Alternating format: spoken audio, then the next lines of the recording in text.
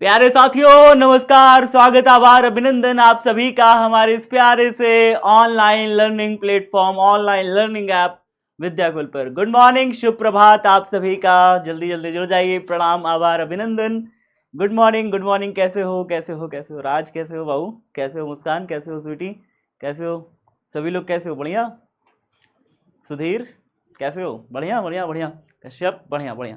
तो चलिए जल्दी जल्दी जुड़ जाइए, कॉपी पेन भी साथ साथ निकाल लीजिए, क्योंकि आज हम लोग सीखेंगे कुछ बढ़िया बढ़िया सा टॉपिक, कुछ बढ़िया बढ़िया सी चीज़ें, और करेंगे उससे संबंधित न्यूमेरिकल। आज मैं लाया हूँ टॉपिक रिलेटेड न्यूमेरिकल भी, तो न्यूमेरिकल भी करेंगे। तो बिना देरी किए बस एक काम करना है, और वो काम क्या है पता है ना? वो काम क्या है? और वो काम है कि जल्दी से जुड़ जाइए, कॉपी पेन साथ में निकाल लीजिए और तैयार हो जाइए एक शानदार सी फिजिक्स की क्लास के लिए। Good morning, good morning, good morning.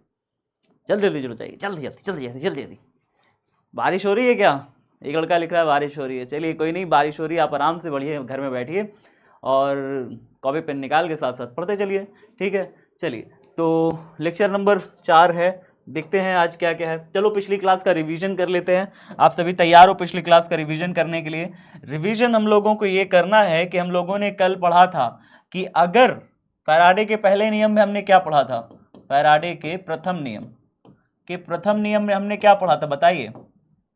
प्रथम नियम में हमने क्या पढ़ा था? प्रथम नियम में हमने पढ़ा था कि अगर कोई भी चालक, और यहाँ पे मान लीजिए कुंडली है, अगर कोई भी कुंडली और चुंबक के बीच में आपेक्षिक गति कराई जाए, यानी कि आपेक्षिक गति का कल मैंने 3 एग्जांपल बताया था ना, कि या तो चुंबक गतिशील हो, कुंडली रुकी हो, या तो कुंडली गतिशील जो चुंबक रुका हुआ हो, या फिर ऐसा हो सकता है कि कुंडली तेज गतिमान हो और चुंबक धीरे धीरे चल रहा हो उसके पीछे, या चुंबक तेज गतिमान हो, कुंडली धीरे धीरे पीछे चल रही हो। अगर दोनों समान चाल से चलते रहेंगे तो धारा नहीं पैदा होगी, याद रखिएगा। अगर दोनों समान चाल से चल रहे हैं, इधर समान चाल से जा रहे हैं, इधर समान चाल से जा रहे हैं, तो कुंडली में कोई धारा नहीं पैदा होगी। कुंडली में धारा पैदा होने के लिए अपेक्षिक गति होना जरूरी है, यानी एक की स्पीड की तेज हो तो दूसरे की स्पीड धीमे होनी चाहिए, या एक रुका हुआ हो तो दूसरा चल रहा हो, ठीक है? इस तरीके से अगर कोई सिचुएशन होती है तो कुंडली में क्या बहती है? कुंडली में एक प्रकार की धारा बहने लगती है, कुंडली में एक धारा बहने लगती है। और ये धारा किस वजह से बहती है बताइए? ये धारा क्यों बहती है? ये धारा बहती है इसलिए क्योंकि जब हम कुंडली के चुंबक को पास लाते हैं, दूर ले जाते हैं, तो यहां से निकलती हैं फ्लक्स रेखाएं। क्या निकलती हैं? बल रेखाएं निकलती हैं। और फैराडे कहते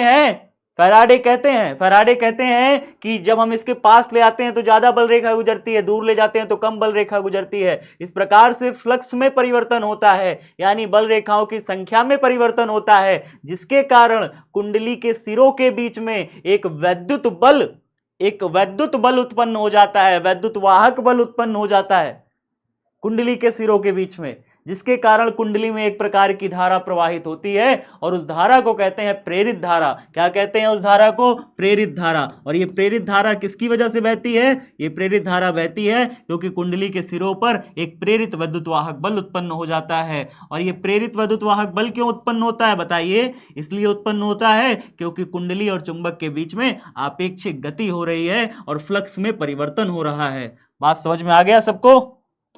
बात समझ में आ गया सबको? तीन चीजें समझ में आई? क्या तीन चीजें? देखिए, तीन चीजें मैं लिखने जा रहा हूं, समझिएगा। पहले होती है आपेक्षिक गति, इन दोनों को आपेक्षिक गति कराई जाए, आपेक्षिक गति होती है। और आपेक्षिक गति होने से क्या उत्पन्न होता है? आपेक्षिक गति होने से क्या उत्पन्न होता है? प्रेरित वैद्युत वाहक बल, प्रेरित वैद्युत वाहक बल, प्रेरित वैद्युत वाहक बल उत्पन्न होता है कुंडली के सिरों पर। और प्रेरित वैद्युत वाहक बल उत्पन्न होने से क्या होता है? प्रेरित धारा उत्पन्न हो जाती है कुंडली में एक प्रकार की प्रेरित धारा उत्पन्न हो जाती है, ठीक है? ये धारा कैसी हो सकती है? ये धारा वामावर्त होती है, दक्षिणावर्त होती है। ये भी कल मैंने आपको समझाया था अच्छे से, ये भी मैंने कल अच्छे से समझाया था, याद है सबको कि भूल गए? वामावर्त हो सकती है धारा, दक्षिणावर्त हो सकती है। चुंबक को हम कैसे पास लाते हैं, कैसे दूर ले जाते हैं। क्या हो गया जी? बातचीत मत करो यार, क्लास पहले पढ़ा लेना, तो फिर सबका कमेंट सुनेंगे। अभी पढ़ा लेना तो प्लीज, अभी देखोगे तो फिर मैं नहीं सुनूंगा। अभी बहुत सारी चीजें पढ़ानी है ना, न्यूमेरिकल भी लाया हूँ, फिर न्यूमेरिकल नहीं हो पाएगा, लास्ट में 9 बज जाएगा, फिर कहोगे छुट्टी। तो ऐसे मत किया करो, ठीक है? फिर मैं बातचीत में बिजी हो जाऊंगा, फिर चीजें हो नहीं पाएंगी। चलो फिलहाल देख लेते हैं। ये चीजें हमने जान लिया कि आप अपेक्षित गति कराओगे तो प्रेरित वैद्युत वाहक बल उत्पन्न होगा, आवेश इसके अंदर के गतिमान हो जाते हैं और फिर उसके बाद प्रेरित धारा उत्पन्न हो जाती है। और अगर आप अपेक्षित गति नहीं कराओगे तो सब बंद हो जाएगा। आप अपेक्षित गति नहीं कराओगे तो ना तो वैद्युत वाहक बल उत्पन्न होगा ना धारा बहेगी, सीधी बात। ठीक है, फैराडे के दूसरे नियम में फैराडे ने क्या कहा था? फैराडे के दूसरे नियम में फैराडे ने क्या कहा था? फैराडे के दूसरे नियम में फैराडे ने क्या कहा था? फैराडे के दूसरे नियम फैराडे के दूसरे नियम में फैराडे ने कहा था कि ये जो वैद्युत वाहक बल उत्पन्न हो रहा है इसे अब स्मॉल ई से दिखाएंगे। किससे दिखाएंगे वैद्युत वाहक बल को? स्मॉल ई से दिखाएंगे। ये वैद्युत वाहक बल वास्तव में निर्भर करता है, यानी वैद्युत वाहक बल अनुक्रमानुपाती होता है। किसके अनुक्रमानुपाती होता है? फ्लक्स परिवर्तन की दर के। किसके अनुक्रमानुपाती होता है? फ्लक्स परिवर्तन की दर के अनुक्रमानुपाती है। फ्लक्स परिवर्तन की दर के अनुक्रमानुपाती है। ये कल हम लोगों ने पढ़ा था, याद होगा। ठीक है, अब इसके बाद इन्होंने कहा था कि फ्लक्स परिवर्तन जो होता है ना उसे डी फाई से शो करते हैं और यहां पे माइनस साइन लगाते हैं। और एक माइनस साइन क्यों लगाया? क्योंकि ज्यादा फ्लक्स से कम फ्लक्स हो रहा है तो माइनस साइन हो रहा है। ठीक है, और बट्टे में क्या हो जाएगा? डी टी, लिया गया समय। जो लिया गया समय है उससे भाग दे देते हैं, तो फ्लक्स परिवर्तन बटे में लिया गया समय। तो यहां पे मैं लिख दे रहा हूं फ्लक्स परिवर्तन ऊपर लिखा जाता है और नीचे क्या लिखा जाता है बताइए? नीचे लिखा जाता है लिया गया समय। इससे जब हम डिवाइड कर देते हैं तो क्या निकल आता है? कुंडली में उत्पन्न होने वाला वैद्युत वाहक बल, लिया गया समय।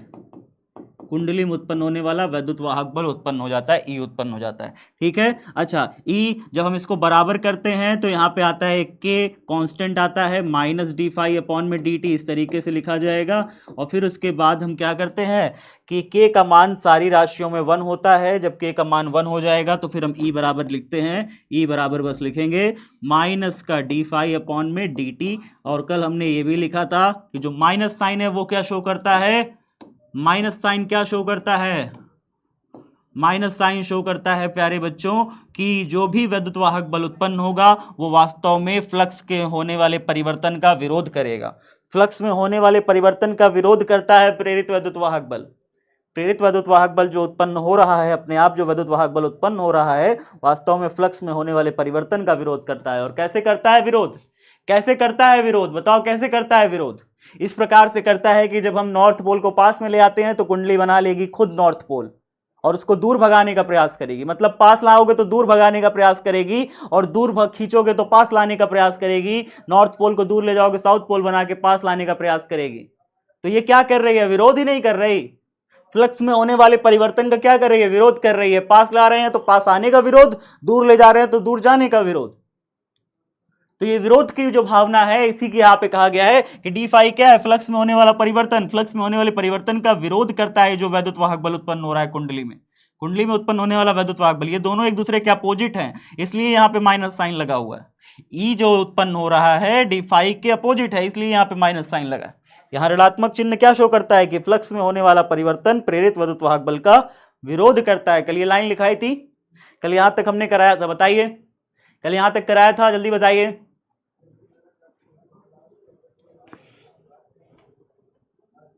जी जी जी जी जी जी जी जी जी जी अच्छा जी जी। तो फिर एक चीज और देखिए, अगर कुंडली में फेरों की संख्या, यहाँ पे आगे लिख लीजिएगा, इसके आगे लिख लीजिएगा प्यारे बच्चों। क्या लिख लोगे इसके आगे? एक लाइन इसके आगे लिख लीजिएगा और एक छोटी सी लाइन इसके आगे और लिख लीजिएगा, ऐड कर लीजिएगा उसी में, या इसके आगे जहाँ तक लिखाए थे, जहाँ तक लिखा है तो इसके आगे एक लाइन ऐड कर लीजिएगा। क्या लिखिएगा? यदि कुंडली में फेरों की संख्या, यदि कुंडली में फेरों की संख्या स्मॉल एन हो, क्या हो? सॉरी कैपिटल एन हो, कुंडली में फेरों की संख्या कैपिटल एन हो, तब प्रेरित वैद्युत वाहक बल, प्रेरित ऐसे लिख लीजिएगा, प्रेरित वैद्युत वाहक बल, प्रेरित वैद्युत वाहक बल ई बराबर फॉर्मूला मिलता है, ई बराबर जब एन हो कुंडली में फेरों की संख्या, मतलब एक फेरे की कुंडली ना हो, एन फेरों की कुंडली हो, तो बताओ उसके अंदर कितना वैद्युत वाहक बल उत्पन्न हो जाएगा। अगर एक फेरा में इतना वैद्युत वाहक बल उत्पन्न हो रहा है ई, एक फेरा में वैद्युत वाहक बल इतना उत्पन्न हो रहा है ई, तो एन फेरा में कितना होगा? एन इंटू ई हो जाएगा ना, एन इंटू n इंटू, यहाँ पे ऐसे लिखोगे फॉर्मूला, इसी फॉर्मूले को बस n से मल्टीप्लाई कर दोगे और कुछ नहीं, इसी को n से मल्टीप्लाई कर दोगे। जब n से मल्टीप्लाई करोगे तो हो जाएगा माइनस का n डी फाई बटे में डी टी, ऐसे लिखोगे, इस प्रकार से ऐसे लिखोगे, माइनस का n डी फाई अपॉन में डी टी लिखोगे बस, और कुछ नहीं। n से मल्टीप्लाई कर दोगे और कुछ किए नहीं है, देखिए ध्यान से, कुछ भी नहीं किया है, बस सिवाय n से मल्टीप्लाई करने के, ठीक है। इसी फॉर्मूले में n से मल्टीप्लाई कर दिया। ये क्या है, ये जो फॉर्मूला है, अगर कुंडली एक फेरा की हो, मतलब एक फेरा की कुंडली हो और उसमें बस चुंबक को आगे पीछे सरका रहे हैं, तो कुंडली के उस एक फेरा में जो विद्युत वाहक बल उत्पन्न हो रहा है वो है E बराबर माइनस का डी फाई अपॉन में डी टी। ये है बात, समझ में आई। लेकिन अगर कुंडली में फेरों की संख्या कई सारी हो, 10 20 50 हो, तो वहां पे 50 से गुणा करना पड़ेगा। अगर 50 फेरे हैं तो 50 से गुणा करना पड़ेगा, n फेरे हैं तो n से गुणा करना पड़ेगा, बस वही है, ठीक है। बात समझ में आ रही है, n फेरे हैं तो फॉर्मूले को n से गुणा करना पड़ेगा बस। तो इतना लिख लीजिए जल्दी से, हो गया सबका। ये वाला लाइन, ये वाला ब्रैकेट में जितना भी लिखा है वो उसको ऐड कर लीजिएगा जहां तक आपने लिखा है, हो जाएगा, हो जाएगा, हो गया कि नहीं हो गया। आगे बढ़े, आगे बढ़े जी। डीवीपी अभी मिल जाएगी, डीवीपी मिल जाएगी। दरअसल कल काफ़ी सारी चीज़ें थी तो नहीं दे पाया, अब अभी डीवीपी सब दे दूंगा, ठीक है, परेशान ना हो। डीवीपी दे दूंगा, सारी चीज़ें मिल जाएंगी, अभी तुरंत मिल जाएगी। हो गया सबका, चलिए आगे बढ़ा जाए। बढ़िया बढ़िया बढ़िया, तो आगे बढ़ते हैं, फिर आगे बढ़ते हैं, ठीक है, आगे बढ़ रहे हैं। आज का टॉपिक हमारा क्या क्या है, आज का टॉपिक है गतिक विद्युत वाहक बल। आज हम लोग पढ़ने वाले हैं और न्यूमेरिकल करने वाले हैं। क्या करने वाले हैं, न्यूमेरिकल और गतिक विद्युत वाहक बल आज पढ़ने वाले हैं, ठीक है। हाँ, तो देखते हैं फिर आज क्या क्या टॉपिक है। हमारे पास दो टॉपिक है, गतिक विद्युत वाहक बल। सारे बच्चे हेडिंग डाल लो, गतिक विद्युत वाहक बल, इसकी हेडिंग डालिए, गतिक विद्युत वाहक बल हेडिंग डालिए। डल गई हेडिंग। सर मैं विद्याकुल का स्टूडेंट हूँ। अरे यार फॉर्मूला शीट, फॉर्मूला शीट कितने सारे बच्चों को बच्चे कमेंट बॉक्स में दिए तो रहते हैं। बच्चे कमेंट बॉक्स में आप, मैं देखता हूँ डेली कमेंट आउट देखता हूँ, डाउट सेक्शन में फॉर्मूला शीट आप मांगते हो, बाकी सारे बच्चे दे देते हैं आपको डाउट सेक्शन में। मैं भूल जा रहा हूँ, एक बच्चा कह रहा है सर चैप्टर 1 से चैप्टर 5 तक जितना भी चैप्टर है ना सबका फॉर्मूला शीट दीजिए। मैं सबका दे चुका हूँ यार, अब मैं वापस कहाँ कहाँ खोजूँ जाके, देखूंगा अगर लिखी मिल जाएगी तो। मैं अपने पास भी नहीं रखा, आपको बता दूं, मैं सब आपको देने के बाद मेरे पास भी नहीं रहती फॉर्मूला शीट। एक बार मैंने आपको दे दिया ना तो फिर दे दिया, उसके बाद मैं सेव करके उसे रखा नहीं हूँ। देखता हूँ मिल जाएगी तो मैं दे दूंगा, ठीक है। वाईटी पर क्या, वाईटी पर बहुत क्वेश्चन, बहुत क्वेश्चन क्या, चलो छोड़ो, चलो छोड़ो छोड़ो छोड़ो छोड़ो छोड़ो, यहाँ पे आओ जल्दी से। गतिक विद्युत वाहक बल, गतिक विद्युत वाहक बल में हम लोग क्या देखने वाले हैं, ध्यान से समझना। गतिक विद्युत वाहक बल में हम क्या देखने वाले हैं, ध्यान से समझना। मान लेते हैं कि एक यहाँ पे चुंबकीय क्षेत्र है, मान लेते हैं एक यहाँ पे चुंबकीय क्षेत्र है और चुंबकीय क्षेत्र पूरा भीतर की तरफ है। किधर की तरफ है चुंबकीय क्षेत्र, बताइए। चुंबकीय क्षेत्र पूरा भीतर की तरफ। कल्पना करिए, आप कल्पना करिए तभी आप सही समझ पाएंगे चीजों को। आप एक कल्पना करिए चुंबकीय क्षेत्र का जो कि पूरा भीतर की तरफ है, माने समस्त बल रेखाएं अंदर की तरफ जा रही हैं बोल्ट के भीतर। तो हम कैसे बनाएंगे इसको, हम इसको क्रॉस द्वारा दर्शाते हैं। किससे दर्शाते हैं, क्रॉस द्वारा। तो इस तरीके से ऐसे क्रॉस दर्शा देंगे, देखिए इस तरीके से ऐसे क्रॉस दर्शा देंगे। तो हमने यहाँ पे ऐसे इस प्रकार से क्रॉस दर्शा दिया,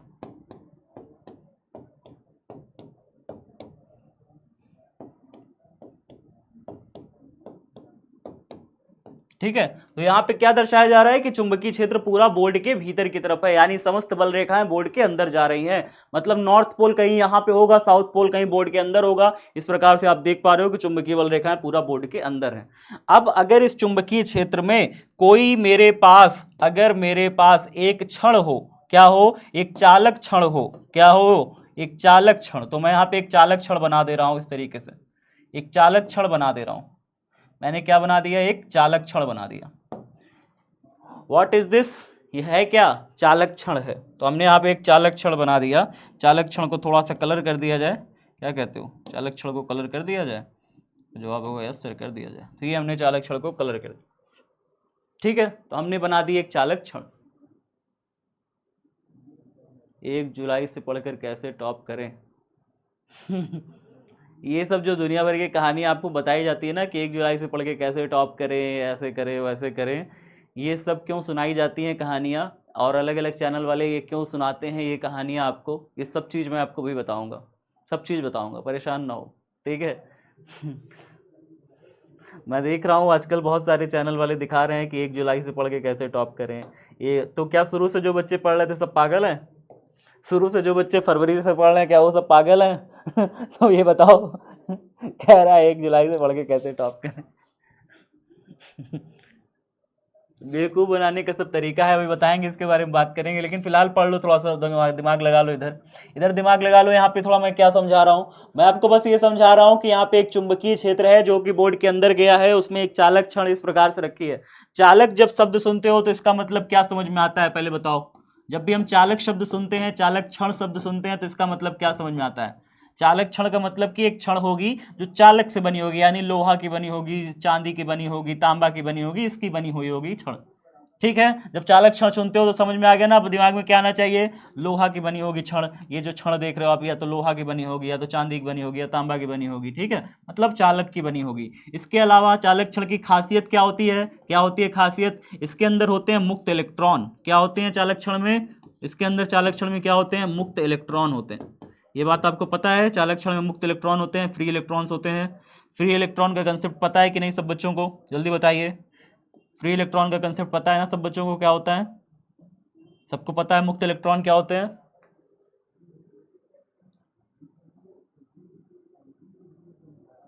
लेंज लॉ में लिखा चुका हूं, पहले दिन की क्लास में ही लिखा दिया था लेंज लॉ यार। लेंज लॉ नहीं मिला क्या अभी भी तुम लोग को? लेंज लॉ तो लिखा दिया था। पढ़ ही नहीं रहे हो ध्यान से, तुम लोग एकदम ध्यान नहीं देते हो पढ़ाई लिखाई में यार, कैसे पास हो गए, हमको बड़ा चिंता होती रहती तुम लोग की। देखो ध्यान से, चालक क्षण जो होती है, कमेंट बॉक्स में ध्यान मत दो, पढ़ाई में मन लगाओगे तो सब समझ में आएगा। कमेंट बॉक्स में बिजी रहोगे, हम भी बिजी रहेंगे, दोनों बिजी रहेंगे, बढ़िया क्लास चलेगी, फिर बर्बाद हो जाएगी पूरी क्लास। देखो ध्यान से, चालक क्षण जो होती है, चालक क्षण प्यारे बच्चों, उसमें एक खासियत होती है कि इसके अंदर होता है मुक्त इलेक्ट्रॉन। क्या होता है? मुक्त इलेक्ट्रॉन होता है, ठीक है। अच्छा, जब इस चालक क्षण को चुंबकीय क्षेत्र में गति कराते हैं, किधर तरफ गति कराते हैं? पहले तो मैं इसका नामकरण कर देता हूं चालक क्षण का। इस वाले सिरे को हम इसका नाम दे देते हैं एम। क्या नाम दे देते हैं? चलिए हम इसको सिरे को नाम दे देते हैं एम सिरा नाम दे देते हैं, और इस सिरे को नाम दे देते हैं एन सिरा। चालक क्षण के दो सिरे हमने नाम दे दिए, एक सिरा है एम, एक सिरा है एन। अब इस चालक क्षण को अगर मैं इस ओर गति कराऊं, किस ओर गति कराना है? देखिए इस ओर, इधर तरफ चालक क्षण को इस ओर गति कराया जा रहा है, इस ओर गति कराया जा रहा है, ठीक है, इस ओर चालक क्षण को गति कराया जा रहा है। कैसे गति कराओगे इस ओर? कैसे गति कराओगे इस ओर? अरे कितना आसान है, चालक क्षण को उठाए इस प्रकार से ऐसे गति कराने लग गए, हाँ, उस प्रकार से उठाए और गति कराने लग गए, उसमें क्या है, ठीक है, ऐसे उठाए और ऐसे सरकाने लग गए चालक क्षण को चुंबकीय क्षेत्र में।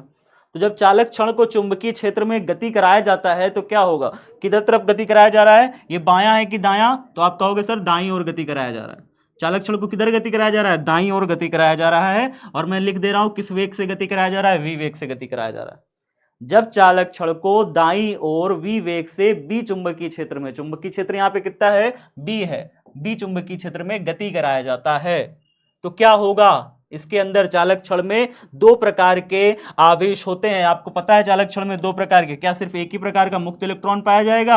आपका आंसर होगा नहीं। चालक क्षण के अंदर जितने भी इलेक्ट्रॉन होते हैं उतने ही संख्या में प्रोटॉन होते हैं। दोनों संख्या में बराबर होते हैं? बताइए क्या है? जितने संख्या में इलेक्ट्रॉन होते हैं उतनी संख्या में प्रोटॉन होते हैं। आपका आंसर होगा यस सर। किसी भी पदार्थ में जितनी संख्या में इलेक्ट्रॉन होते हैं उतनी संख्या में प्रोटॉन भी होते हैं। लेकिन मैं आपको ये बात बता दूं, प्रोटॉन तो नाभिक के अंदर बंधे रहते हैं ना, प्रोटॉन तो नाभिक के अंदर बंधे रहते हैं। क्या ये गतिशील हैं? क्या ये गति कर सकते हैं? आपका जवाब होगा नहीं सर, ये गति नहीं कर सकते क्योंकि ये नाभिक के अंदर बंधे हैं। लेकिन ये जो इलेक्ट्रॉन होते हैं ये तो कक्षाओं में घूम रहे होते हैं। बाह्य बल के कारण, बाह्य बल के कारण कभी कभी इलेक्ट्रॉनों पर जब बाह्य बल लगता है तो ये अपनी कक्षा को छोड़ देते हैं, अपनी कक्षा को छोड़ करके पदार्थ में इधर उधर घूमते रहते हैं। उन इलेक्ट्रॉनों को कहते हैं मुक्त इलेक्ट्रॉन। और ये मुक्त इलेक्ट्रॉन प्रायः पूरे चालक में घूमते रहते हैं, पूरे चालक में ऊपर नीचे घूमते रहते हैं, कहीं भी आ जा सकते हैं, ये कहीं भी चालक क्षण में आ जा सकते हैं, रैंडमली व्यवस्थित होकर के इधर उधर घूमते रहते हैं। लेकिन जब, ध्यान से सुनिए मेरी बात, मैंने क्या कहा, जब इन चालक क्षण को इस दिशा में ऐसे घुमाया जाता है, इस दिशा में ऐसे चलाया जाता है, तो ये जो इलेक्ट्रॉन होते हैं कैसे होते हैं, आवेशित है, आवेश है इलेक्ट्रॉनों पर, आवेश है। तो आपको याद है एक फॉर्मूला याद है, जब भी कोई क्यू आवेश v वेग से b चुंबकीय क्षेत्र में जाएगा, तो उसके ऊपर एक बल लगेगा, चुंबकीय बल लगता है, और वो बल कितना होता है, Q V B sine theta. क्या याद है फॉर्मूला सब बच्चों को? जब भी कोई क्यू आवेश v वेग से b चुंबकीय क्षेत्र में गति करता है, याद है कि भूल गए? बताओ। जब भी कोई आवेश q किसी चुंबकीय क्षेत्र में v वेग से गति करता है तो उसके ऊपर एक बल लगता है, और वो बल कितना होता है, चुंबकीय बल कितना होता है, मैग्नेटिक फोर्स कितना होता है, Q V B sine theta होता है। याद है सबको? हाँ याद है सर। तो अगर ये याद है आपको तो फिर बताइए कि जो चालक छड़ के अंदर मुक्त इलेक्ट्रॉन होंगे, जब चालक छड़ को इधर की तरफ गति कराया जा रहा है, इस ओर गति कराया जा रहा है, तो चालक छड़ के अंदर जितने भी मुक्त इलेक्ट्रॉन होंगे उनके ऊपर एक बल लगेगा। क्या सिर्फ इलेक्ट्रॉनों पर लगेगा, प्रोटॉनों पे नहीं लगेगा? प्रोटॉन भी तो आवेशित है, धन आवेशित है। आपका आंसर होगा प्रोटॉन पे भी लगेगा, लेकिन प्रोटॉन कुछ कर नहीं पाएगा क्योंकि नाभिक के अंदर बंधा पड़ा है। लेकिन इलेक्ट्रॉन कर जाता है। इलेक्ट्रॉन पर जब यहां पे जब चालक क्षण को इस ओर गति कराया जाता है ना, तो जितने इसके अंदर आवेश है, छोटे छोटे इलेक्ट्रॉन्स हैं, जितने भी छोटे छोटे इलेक्ट्रॉन्स हैं, जब चालक क्षण को इस ओर गति कराओगे तो इसके अंदर जितने भी इलेक्ट्रॉन है, मान लीजिए ये इलेक्ट्रॉन है, तो चालक क्षण पे जितने भी इलेक्ट्रॉन्स हैं उस पर जब वैद्युत बल जब इधर तरफ बल लगेगा, चुंबकीय बल लगेगा। क्यों लगेगा चुंबकीय बल भाई? आप बताओ ना मुझे क्यों लगेगा? जब चालक क्षण को v वेग से इधर गति कराते हैं तो क्या इसके अंदर वाला इलेक्ट्रॉन गति नहीं करेगा? बताओ। आप मुझे बताओ, कोई बस मान लो, कोई बस की कल्पना करो। अब बस के अंदर आदमी बैठे हैं, कई सारे आदमी बैठे हैं। बस एक जगह से दूसरे जगह जा रही है, क्या इसके अंदर के आदमी इधर से इधर नहीं जा रहे? आदमी गति नहीं कर रहे? आदमी क्या वहीं बैठे हैं? आपका आंसर होगा नहीं सर, बस के साथ साथ आदमी भी तो जा रहे हैं, आदमी भी तो गतिशील हैं। तो अगर ये चालक क्षण के अंदर इलेक्ट्रॉन भरे हुए हैं, पूरी मात्रा में बहुत सारे इलेक्ट्रॉन हैं, मुक्त इलेक्ट्रॉन हैं, और जब इस चालक क्षण को v वेग से दाईं ओर गति कराया जाएगा तो क्या इसके अंदर के इलेक्ट्रॉन भी दाईं ओर चल रहे होंगे? आपका जवाब होगा यस सर, इलेक्ट्रॉन भी दाईं ओर चल रहे होंगे। और जब भी कोई आवेश v वेग से किधर की तरफ, चुंबकीय क्षेत्र में गति करता है, तो उसके ऊपर क्या लगता है? चुंबकीय बल लगता है। क्या लगता है? चुंबकीय बल लगता है। तो इसके अंदर जितने भी इलेक्ट्रॉन हैं उन पर क्या लगने लगेगा? सारे इलेक्ट्रॉनों पर लगेगा एक प्रकार का चुंबकीय बल लगेगा। प्यारे बच्चों, क्या लगने लगेगा? चुंबकीय बल लगने लगेगा। किधर की तरफ लगेगा बल? तो बल लगेगा, बल की दिशा आपको पता होनी चाहिए कि बल लगेगा तो पता है हमें, बल कितना लगेगा हमें पता है, इतना बल लगेगा हमें पता है, लेकिन इसकी दिशा किधर होगी? किधर लगेगा भाई? आप ध्यान से देखिएगा, इलेक्ट्रॉन कैसे होते हैं? इलेक्ट्रॉन होते हैं ऋणावेशित। मैंने आपको सिखा रखा है, आप याद करिए कि इलेक्ट्रॉन जिधर गति करते हैं उसके उल्टी दिशा में धारा बहती है। ये सिखा रखा है कि नहीं बताइए? इलेक्ट्रॉन जिस दिशा में गति करते हैं उसके उल्टी दिशा में क्या बहती है? धारा बहती है। ये बताया है। तो अगर इलेक्ट्रॉन इस दिशा में चल रहे हैं सारे के सारे, क्योंकि चालक को आप इधर की तरफ खींच रहे हो, तो सारे इलेक्ट्रॉन भी इधर की तरफ चल रहे हैं। चालक छड़ के अंदर जितने भी इलेक्ट्रॉन हैं वो सब भी इधर की तरफ चल रहे हैं। तो उस चालक छड़ तो इधर गति कर रहा है, इलेक्ट्रॉन इधर गति कर रहे हैं। धारा किधर बहेगी? धारा उधर बहेगी। धारा की दिशा क्या होगी? उल्टी दिशा में। इलेक्ट्रॉन की गति के उल्टी दिशा में धारा की दिशा होती है। तो धारा की दिशा हमने इधर मान ली। फ्लेमिंग का बायां हाथ निकालिए, सारे बच्चे अपना बायां हाथ निकालिए, आगे करिए, बायां हाथ आगे करिए। धारा की दिशा किधर है? इसमें धारा कौन बताता है? धारा ये बताता है। चुंबकीय क्षेत्र कौन बताएगा? ये। बल कौन बताएगा? अंगूठा हमारा बल बताता है ना। तो फिर यहां पर हम देखते हैं कि जो चुंबकीय क्षेत्र है, चुंबकीय क्षेत्र ये वाली उंगली, ये जो है अंदर की तरफ है। देखो अंदर की तरफ हमने कर ली। धारा क्या इधर बह रही है? आपका आंसर होगा नहीं, धारा तो उधर बह रही है, तो इसको उधर करो। देखो ऐसे, चुंबकीय क्षेत्र अंदर की तरफ, धारा इधर की तरफ। तो बल किधर लग रहा है? अंगूठा किधर है? कमेंट बॉक्स में सिर्फ बताओ मुझे अंगूठा किधर है, फालतू की बातें नहीं। कमेंट बॉक्स में बचता बताओ अंगूठा की दिशा किधर है। दिखाई पड़ रहा है सबको? किधर है? नीचे की तरफ, नीचे की तरफ। इसका मतलब क्या हुआ, सारे के सारे जितने भी इलेक्ट्रॉन है उस पर किधर की तरफ बल लगेगा, सारे के सारे इलेक्ट्रॉनों पर किधर की तरफ बल लगेगा। जब आप चालक छड़ को इस ओर गति कराओगे तो धारा इधर की तरफ बहेगी, धारा की दिशा इधर होगी, चुंबकीय क्षेत्र की दिशा अंदर की तरफ है। आप देख पा रहे हो चुंबकीय क्षेत्र की दिशा अंदर की तरफ है क्योंकि समस्त बल रेखाएं अंदर जा रही हैं। तो फिर जितने भी इलेक्ट्रॉन है उस पर बल की दिशा किधर होगी, सारे इलेक्ट्रॉनों पर जो बल लगेगा वो सब नीचे की तरफ लगेगा। किधर लगेगा, नीचे की ओर लगेगा। तो मैं यहां पे मिटा के लिख दे रहा हूं, इलेक्ट्रॉनों पर जो भी बल लगेगा, इलेक्ट्रॉनों पर जो भी बल लगेगा वो किधर लगेगा, देखिए इस तरीके से ऐसे लिखिए, नीचे की तरफ। एफ एम, एफ एम लग रहा है नीचे की तरफ। एफ एम यानी कौन सा बल, कौन सा बल नीचे की तरफ लग रहा है, मैग्नेटिक फोर्स। मैग्नेटिक फोर्स नीचे की तरफ लग रहा है। क्या आप समझ पा रहे हैं, मैग्नेटिक फोर्स नीचे की तरफ लग रहा है। आपका आंसर होगा यस सर, समझ पा रहे हैं कि इसके ऊपर ना मैग्नेटिक फोर्स नीचे की तरफ लग रहा है। इसकी वजह से जितने भी इलेक्ट्रॉन होते हैं ऊपर वाले, जितने भी यहाँ के इलेक्ट्रॉन होते हैं वो सब नीचे की तरफ चलने लग जाते हैं। कहते हैं अरे हमको कोई खींच रहा है, हमके ऊपर कोई बल लगा रहा है। सारे के सारे इलेक्ट्रॉन नीचे की तरफ चलने लग जाते हैं ऐसे ऐसे कुर कुर कुर कुर कुर कुर कुर कुर कुर कुर कुर कुर कुर। अब आप मुझे एक बात बताइए, एक जगह पे जब सब इलेक्ट्रॉन आके इकट्ठा हो जाएंगे, एक जगह पे जब सारे इलेक्ट्रॉन आके इकट्ठा हो जाएंगे, क्या वो जगह ऋणावेशित नहीं हो जाएगी, क्या ये जगह ऋणावेशित नहीं हो जाएगी, आप बताओ बस। एक जगह जहां पर सारे इलेक्ट्रॉन आके इकट्ठा हो जाएंगे, क्या ये जगह ऋणावेशित नहीं हो जाएगी। आपका जवाब होगा यस सर, हो जाएगी। यहां पर बहुत सारे ऋणावेश आके इकट्ठा हो गए, बहुत सारे माइनस चार्ज आके इकट्ठा हो गए। ये वाला सिरा कैसा हो जाता है चालक छड़ का, चालक छड़ का ये वाला सिरा हो जाता है ऋणावेशित। कैसा हो जाता है, ऋणावेशित हो जाता है प्यारे बच्चों, ऋणावेशित हो जाता है। आपका जवाब होगा ओके सर, ऋणावेशित हो गया, ठीक है। अच्छा, ये वाले सिरे का हाल क्या होता है, ये वाले सिरे का हाल क्या होता है, हाल कुछ नहीं होता, बस इतना सा होता है कि आप बताइए, पहले तो ये न्यूट्रल हुआ करती थी, न्यूट्रल हुआ करती थी।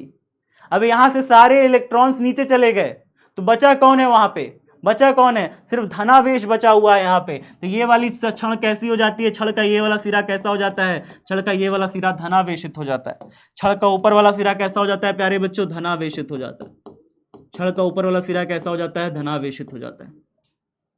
तो आप ये बात समझ चुके हो कि सारे जितने भी इलेक्ट्रॉन है वो सब नीचे की तरफ आ गए, उस पर नीचे की तरफ बल लग रहा है। तुम्हारे किसी भी क्वेश्चन, फालतू के क्वेश्चन का आंसर अभी तो नहीं दूंगा, ठीक है। क्लास में टाइम ऐसे ही बर्बाद कर देते हो, क्वेश्चन आंसर की क्लास चला देते हो बिना मतलब के। पढ़ाई लिखाई में थोड़ा मन लगा लो, ठीक है। तो सारे के सारे इलेक्ट्रॉन सब नीचे की तरफ आ जाएंगे। इस नीचे वाला छड़ जो एन सिरा है वो ऋणावेशित हो जाएगा, ऊपर वाला सिरा धनावेशित हो जाएगा। आज तुम लोग को पता है 7:30 बजे मैंने क्लास लगा दी थी, 7:30 बजे, 7:30 बजे आज क्लास लगाई थी। बट फिर पता है क्या हुआ, फिर पता है क्या हुआ, सर्वर इशू हो गया, जिसकी वजह से 7:30 बजे क्लास चली नहीं। और मुझे दुख पूर्वक कहना पड़ रहा है कि मैंने 8 बजे कर दी, नहीं तो आज 7:30 बजे से पढ़ाते। कल से तुम्हारी क्लास ना 7:30 बजे रहेगी। कल खूब बात करो, खूब हम भी बात करेंगे और खूब पढ़ाएंगे भी, चपक के 1.5 घंटा क्लास चलेगी डेली। अब खूब बतियाएंगे, खूब पढ़ाएंगे, दोनों काम खूब होगा, परेशान ना रहो। खूब जवाब सवाल खूब करना, तब सवाल जवाब खूब करेंगे, ठीक है। अभी तो टाइम नहीं है फिलहाल, अभी बिल्कुल टाइम नहीं है, अभी समझ लो, अभी पढ़ लो, कल बात करेंगे, ठीक है। अभी पढ़ लो, कल बात करेंगे। तो धनावेशित हो गया एक सिरा, सारे के सारे इलेक्ट्रॉन्स कहाँ आ गए, नीचे आ गए। सारे के सारे इलेक्ट्रॉन्स नीचे आ गए क्योंकि इलेक्ट्रॉनों पर लग रहा है चुंबकीय बल। सारे के सारे इलेक्ट्रॉन नीचे आ गए, एक सिरे पर इकट्ठा हो गए। ये वाला सिरा हमारा हो गया ऋणावेशित, ऊपर वाला सिरा हो गया हमारा धनावेशित। अब आपको ये बात बहुत अच्छे से पता होगी, नहीं पता है तो जान लीजिए। बात ये है कि जिस सिरे पर धनावेश ज्यादा हो जाता है उसका विभव उच्च हो जाता है। क्या उच्च हो जाता है, विभव उच्च हो जाएगा। और जिस सिरे पर ऋणावेश आ जाएगा, ऋणावेश आ जाएगा, उस सिरे पर विभव निम्न हो जाता है प्यारे बच्चों, विभव निम्न हो जाता है। तो एक सिरे पर विभव क्या हुआ, उच्च हुआ, और दूसरे सिरे पर विभव क्या हुआ, निम्न हुआ। याद रखिए, इस सिरे पर विभव क्या हो गया, निम्न हो गया। जब एक सिरे का विभव निम्न और एक सिरे का विभव उच्च, तो क्या उत्पन्न हो गया, विभव का अंतर उत्पन्न हो गया कि नहीं, विभव का अंतर उत्पन्न हो गया कि नहीं, बताइए। विभव का अंतर उत्पन्न हो गया कि नहीं। आप कहोगे यस सर, एक सिरे का विभव जब उच्च हो गया, दूसरे सिरे का विभव निम्न हो गया, तो यहाँ पे तो विभवांतर उत्पन्न हो गया चालक सिरे के बीच में, चालक छड़ के बीच में। जब चालक छड़ के बीच में विभवांतर उत्पन्न हो जाता है तो हमें यही जानना है कि कितना विभवांतर उत्पन्न होता है। आज की क्लास में हमें यही जानना है कि एक जो वैद्युत वाहक बल है, कितना विभवांतर चालक छड़ के सिरों पर उत्पन्न हो रहा है, यही हमें जानना है, ठीक है। तो चलिए बारी बारी से हम सब सारे पॉइंट्स को लिखना शुरू करेंगे। कॉपी पेन में निकाल के डायग्राम बनाइए, कॉपी पेन निकाल के डायग्राम बनाइए। डायग्राम में समय के साथ हम लोग कुछ कुछ संशोधन भी करते चलेंगे, अभी तो फिलहाल इतना बनाइए, जल्दी जल्दी बनाइए कॉपी पेन निकाल के। और साथ साथ लिखना भी है, आपको मेरे साथ साथ लिखना भी है।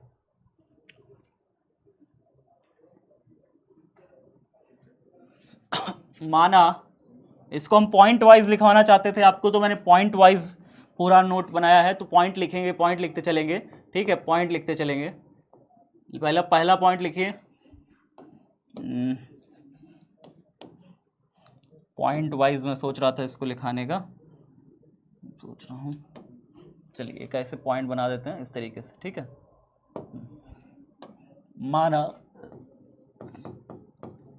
माना एक चालक क्षण mn, माना l लंबाई की एक चालक क्षण mn नीचे की ओर, माना l लंबाई की चालक क्षण mn नीचे की ओर दिष्ट चुंबकीय क्षेत्र B में, नीचे की ओर दिष्ट चुंबकीय क्षेत्र B में v वेग से दाईं ओर चलाई जाती है, v वेग से दाईं ओर चलाई जाती है। ये हो गया हमारा पहला पॉइंट, ठीक है, ये पहला पॉइंट हो गया। दूसरा पॉइंट अब लिखेंगे, दूसरा पॉइंट हम लिखेंगे अब, ठीक है। जल्दी जल्दी आप भी लिखते रहिए, हाथ चलाते रहिए, कॉपी पेन में चलता रहना चाहिए हाथ। गति के दौरान क्षण में उपस्थित धनावेश और ऋणावेश पर चुंबकीय बल लगता है। गति के दौरान धनावेश व ऋणावेश पर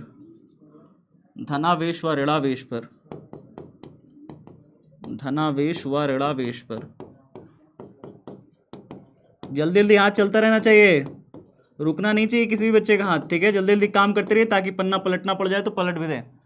धनावेश और ऋणावेश पर चुंबकीय बल लगता है,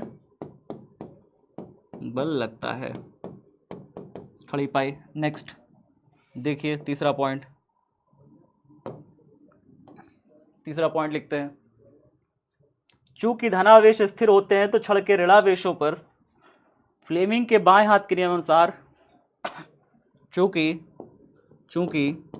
धनावेश स्थिर होते हैं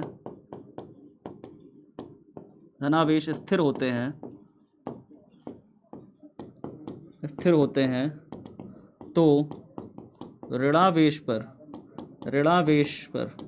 ऋणावेश यानी इलेक्ट्रॉनों पर फ्लेमिंग के बाएं हाथ के नियमानुसार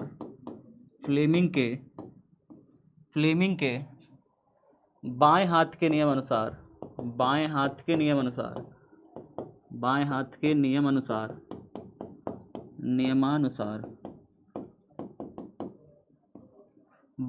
नियमानुसार एन सिरे की ओर बल लगता है, एन सिरे की ओर चुंबकीय बल लगता है।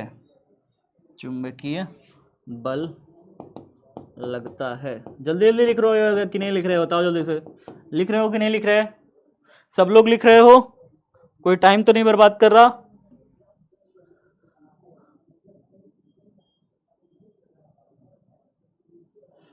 जूली लिख रहे हो कि नहीं? मुस्कान, संजीव, डॉली, ऋतिक, अभिराज, अनुज, सुधीर, हो रहा है? जल्दी जल्दी डायग्राम बनाना है सभी को, ठीक है, डायग्राम के साथ लिखना है, डायग्राम के बिना कुछ भी नहीं। एल लंबाई की चालक क्षण mn नीचे की ओर दिष्ट चुंबकीय क्षेत्र B में v वेग से दाईं ओर चलाई जाती है। इतना सबको समझ में आ गया, ठीक है। आगे क्या कहा जा रहा है? गति के दौरान धनावेश और ऋणावेश पर चुंबकीय बल लगता है, ठीक है। तीसरा पॉइंट मैंने क्या बताया? चूंकि धनावेश स्थिर होते हैं, धनावेश पर कोई बल नहीं लगेगा, मतलब लगेगा बल लेकिन वो स्थिर है ना, वो रुके हुए होते हैं, ठीक है। ऋणावेश पर फ्लेमिंग के बाएं हाथ के नियम अनुसार एन सिरे की ओर चुंबकीय बल लगेगा। किधर की तरफ? एन सिरे की ओर चुंबकीय बल लगेगा। बात सबको समझ में आ गई? पलटे पन्ना, पेज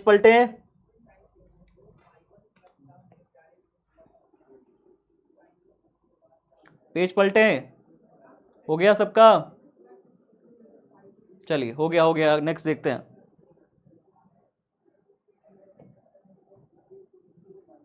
ठीक है, चलिए अब इस पे लिखते हैं थोड़ा सा। लिखना हो लिख लीजिए, जल्दी से लिखिए, जल्दी लिखिए। लिखिए सभी ऋणावेश, नेक्स्ट पॉइंटर क्या लिखोगे? सभी ऋणावेश, जितने भी ऋणावेश हैं सभी ऋणावेश n सिरे की ओर गति करते हैं। सभी ऋणावेश n सिरे की ओर गति करते हैं। n सिरे की ओर गति करते हैं, जिससे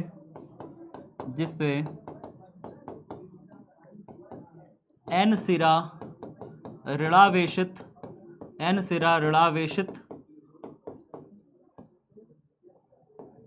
व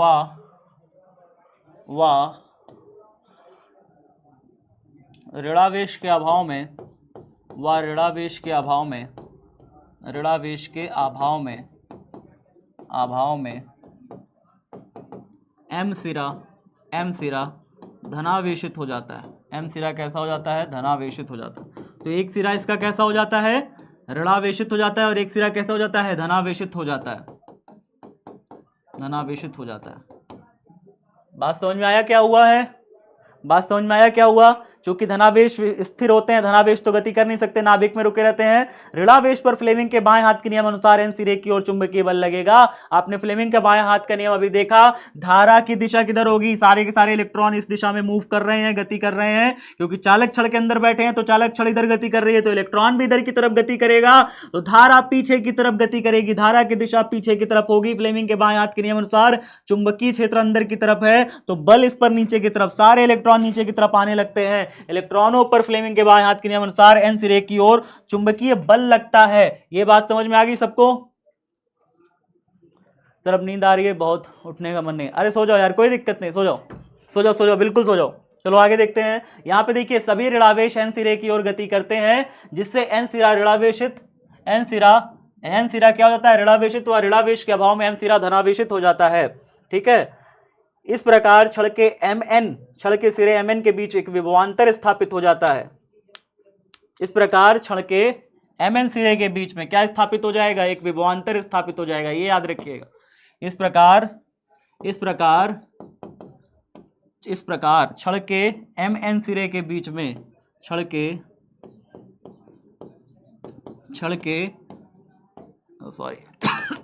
इस प्रकार छड़ के सिरों के बीच एक विभवांतर स्थापित हो जाता है। एक विभवांतर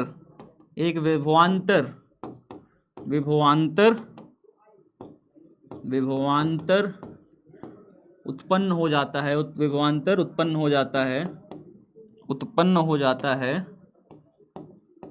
हो जाता है। पहले के टाइम पे हमारे मास्टर बोर्ड पे लिखते रहते थे, तो हम लोग कॉपी में साथ साथ उनके लिखते रहते थे। उनके मुंह से आवाज निकले तो हम लोग कॉपी में लिख डालें, लेकिन अब के टाइम के बच्चा बाद में लिखेंगे। इस प्रकार छड़ के सिरों के बीच में एक विभवांतर उत्पन्न हो जाता है। ठीक है, अब जब छड़ के सिरों के बीच एक विभवांतर स्थापित हो गया, तो आपको एक फॉर्मूला याद है? एक फॉर्मूला बताइए, याद है? कैपेसिटर का, संधारित्र का मैंने आपको पढ़ा रखा था कि V = E इंटू में D, याद है? ये V बराबर E इंटू डी, वैद्युत क्षेत्र की तीव्रता और विभव में संबंध। V बराबर E इंटू डी, किसको किसको याद है बताइए? V बराबर E इंटू डी किसको किसको याद है? वैद्युत क्षेत्र की तीव्रता और विभव में संबंध याद है सभी को? तो होता क्या है ना, मान लीजिए ये छड़ है, ध्यान से देखिएगा, समझ जाइएगा। छड़ की लंबाई कितनी है? बताइए। L लंबाई है। एक सिरा हमारा धनावेशित हो गया है, और एक सिरा कैसा हो गया? ऋणावेशित हो गया। यहाँ पे इस सिरा पर उच्च विभव हो गया, इस सिरा पर निम्न विभव हो गया, विभवांतर पैदा हो गया L लंबाई पर। जब L लंबाई पर विभवांतर पैदा हो जाता है प्यारे बच्चों, तो धनावेश से ऋणावेश की तरफ, ध्यान से सुनिए मेरी बात, मैंने क्या कहा? धनावेश से ऋणावेश की तरफ एक और क्षेत्र उत्पन्न हो जाता है, और वो है वैद्युत क्षेत्र। कौन सा क्षेत्र? वैद्युत क्षेत्र। ये सिरा हमारा धनावेशित हो गया, और ये सिरा क्या हो गया? ऋणावेशित हो गया। तो धनावेश से ऋणावेश की ओर कौन सा क्षेत्र उत्पन्न होता है? एक वैद्युत क्षेत्र उत्पन्न हो जाता है। ऊपर वाला सिरा धनावेशित, नीचे वाला सिरा ऋणावेशित, धनावेश से ऋणावेश की तरफ एक वैद्युत क्षेत्र आरोपित हो जाता है, वैद्युत क्षेत्र स्थापित हो जाता है। बात को समझिए, ठीक है। और फॉर्मूला कौन सा लगा देगा, फॉर्मूला यही वाला, V बराबर E इंटू एल हो जाएगा। तब क्या हो जाएगा, V बराबर, यहाँ पे देखिए V बराबर विभवांतर, ये V क्या है, विभवांतर है, इसके सिरों के बीच विभवों का अंतर है V बराबर E क्या है, वैद्युत क्षेत्र की तीव्रता जो कि धनावेश से ऋणावेश की तरफ अपने आप उत्पन्न हुई है, क्योंकि इस सिरा पर उच्च धनावेश इकट्ठा हो गए, इस सिरा पर ऋणावेश उत्पन्न हो गए, तो धनावेश से ऋणावेश की तरफ। आपको संधारित्र याद है, संधारित्र याद है कि नहीं, संधारित्र की पहली प्लेट पर धनावेश आ जाते हैं, दूसरी प्लेट पर ऋणावेश आ जाते हैं, तो धनावेश से ऋणावेश की तरफ एक वैद्युत क्षेत्र संधारित्र की प्लेटों के बीच बन जाता है।